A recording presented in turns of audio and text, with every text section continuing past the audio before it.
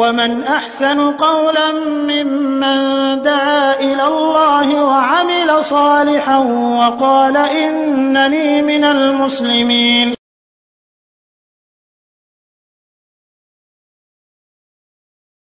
আসসালামু আলাইকুম ওয়া রাহমাতুল্লাহি ওয়া বারাকাতুহু। এক ভাই প্রশ্ন করেছেন, তার এক বন্ধু গোসল করার পরে বা যে কোনো সময় তার বীর্যপাত হয়ে যায় এমনিতেই, এর কারণে সে সালাত আদায় করে না। আসলে সে কি করবে, বা এটার কারণে কি মানে তারপর গোসল ফরজ হয়ে যায়, এই কারণে সে সালাত আদায় করে না?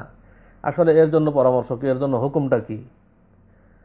জবাবে বলবো যে বীর্যপাত যদি উত্তেজনাবশত হয়, উত্তেজনা সৃষ্টি হওয়ার কারণে বীর্যপাত ঘটে, তাহলেই গোসল ফরজ। আর উত্তেজনা ছাড়াই যদি বীর্যপাত হয়ে যায় তাহলে জানতে হবে এটা অসুস্থতার কারণে হয়, এই কারণে গোসল ফরজ হবে না। এর কারণে গোসল ফরজ হবে না।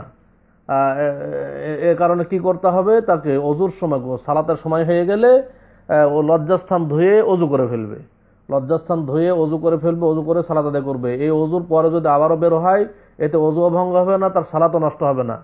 সে অবশ্যই সালাত আদায় করবে, সালাত ত্যাগ করা যাবে না।